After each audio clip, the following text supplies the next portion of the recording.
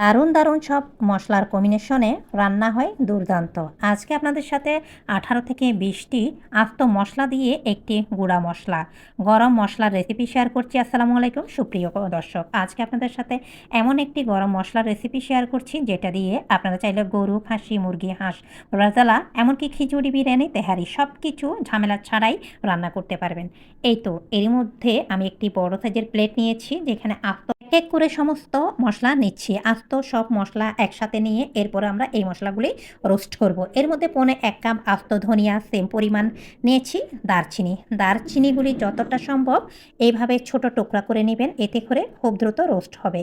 এবার half cup নিচ্ছি চিকন জিরা, এর পাশাপাশি নিচ্ছি এলাচ, ছোট এলাচ দিয়ে এবার দিয়ে দিচ্ছি স্ট্রং একটা মশলা যেটা স্টার মশলা। এই মশলাটা কিন্তু পরিমাণে বেশি দেওয়া যাবে না, খুব বেশি স্ট্রং বেশি দিলে পরিমাণে কিন্তু পরবর্তী সময়ে তরকারি তেতো হয়ে যাওয়ার সম্ভাবনা রয়েছে। হাফ কাপের থেকে পরিমাণে একটু কম নিয়ে নিলাম শাহি এলাচ, একটা সাইডে রেখে দিলাম। এইবার দিয়ে দিলাম ২.৫ টেবিল চামচ পরিমাণ সাদা এবং কালো গোলমরিচ আর 1/4 কাপ পরিমাণ নিচ্ছি সরিষা। এই সরিষা আর শাহি এলাচ একটা সাইডে অন্য কাপে রেখে দিলাম। এইবার দিয়ে দিচ্ছি 1/4 কাপ পরিমাণ জয়ত্রী নিয়ে এইবার নিচ্ছি 4 থেকে 5টা জয়ফল। জয়ফলটা এখনও খোসাসহ রয়েছে, আমরা রোস্ট করার সময় ভেতরের অংশটা বের করে রোস্ট করব। এখন যেটা দিলাম সেটা হচ্ছে দেখতে জিরার মতো মিষ্টি মরি। এইবার দিয়ে দিচ্ছি 3 টেবিল চামচ পরিমাণ রাঁধুনি কিন্তু বেশি পরিমাণে দেওয়া যাবে না, দেখা যাবে রান্নার বা সমস্ত মশলা তেঁতু হয়ে যাবে। এবার দিয়ে দিচ্ছি আরও একটি অনেক বেশি স্ট্রং মশলা যেটা হচ্ছে লবঙ্গ। এইবার দিয়ে দিলাম 1 টেবিল চামচ পরিমাণ কম 1/4 কাপ পরিমাণ বড় বা কালো এলাচ অথবা শাহি এলাচ। এবার দিয়ে দিচ্ছি 1.5 টেবিল চামচ পরিমাণ আনুমানিক মেথি।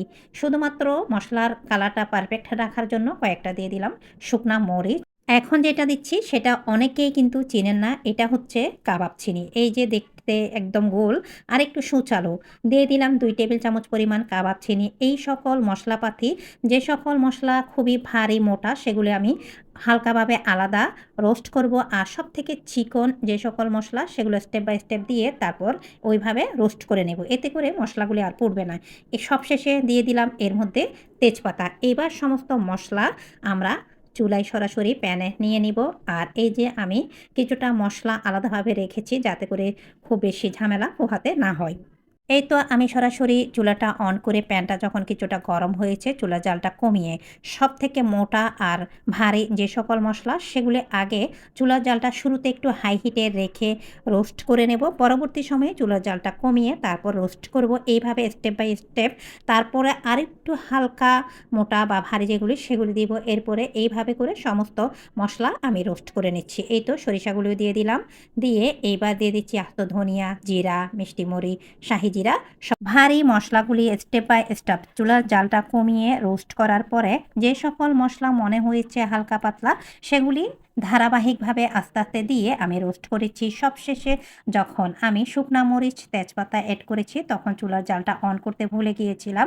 তো মোটামুটি সমস্ত মশলা আমি এইভাবে রোস্ট করে ঠান্ডা করে এইবার একটি মিক্সার জার নিচ্ছি।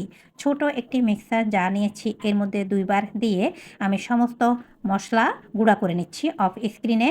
আর মশলাগুলি অবশ্যই একটু চেলে নেবেন, এতে করে একদম মিহি ফাইন একটা আপনারা মশলা পেয়ে যাবেন। আলহামদুলিল্লাহ আমি অফ স্ক্রিনে চেলেও নিয়েছি। এই তো এই মিক্সিং জারের মোটামুটি 2 বাটি আমাদের মশলা হয়েছে আলহামদুলিল্লাহ। 18 থেকে 20 পদের আস্ত মশলা রোস্ট করে একটিমাত্র এই পাউডার মশলা দিয়ে আলহামদুলিল্লাহ গরু, খাসি, মুরগি, হাঁস, রেজালা, খিচুড়ি, বিরিয়ানি, তেহারি ইত্যাদি রান্না কোনো ঝামেলা ছাড়াই আপনি রান্না করতে পারেন। 18 থেকে 20 পদের আস্ত মশলা দিয়ে এই পাউডার মশলার রেসিপিটা আপনার জানা থাকলে যে কোনো গোস্ত বা মাংস কিংবা তেহারি রান্নায় আপনি হবেন ওস্তাদ। মোটামুটি কিছুটা মিক্সিং জারে ঠান্ডা করে এবার এয়ারটাইট বক্সে ভরে এইভাবে রেখে দিচ্ছি। এয়ারটাইট বক্স বা জারের ঢাকনা যদি রোজ হয় সেক্ষেত্রে এর স্ট্রং ফ্লেভারটা নষ্ট হয়ে যাবে, খুব দ্রুত চলে যাবে। আশা করি রেসিপি কিছুটা হলেও আপনাদের ভালো লেগেছে। যারা পেজ থেকে দেখছেন অবশ্যই পেজটা ফলো করবেন, যারা চ্যানেল থেকে দেখছেন তারা অবশ্যই চ্যানেলটা লাইক, কমেন্ট, শেয়ার আর সাবস্ক্রাইব করে দিবেন।